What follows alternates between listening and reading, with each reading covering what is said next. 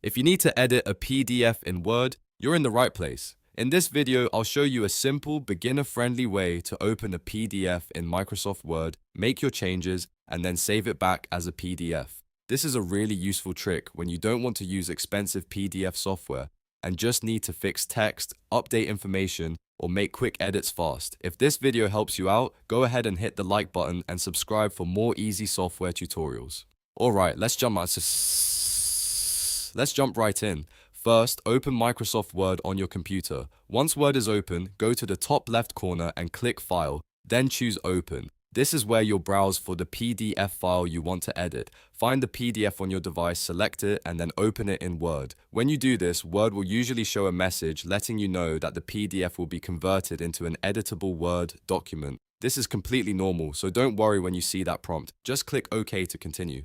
Now, Word will take a moment to convert the file. The way the document looks may change slightly during this process, especially if the PDF has images, formatting, tables, or columns. That's because Word is trying to turn a fixed PDF into something you can actually edit like a regular document. Once the file opens, you can click anywhere in the document and start editing the text. You can correct spelling, change names, update dates, replace paragraphs, or remove sections you no longer need.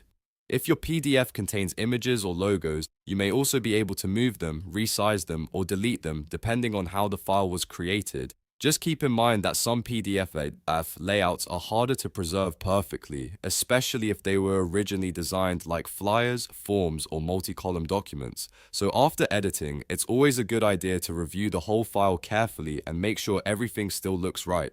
If you want to make the document easier to read while editing, you can zoom in and navigate through the pages just like a normal Word file. This makes it easier to catch formatting changes or spot anything that needs fixing. You can also use Word's standard editing tools for font style, size, alignment, bold text, spacing, and paragraph formatting, so you have plenty of flexibility once the PDF has been converted.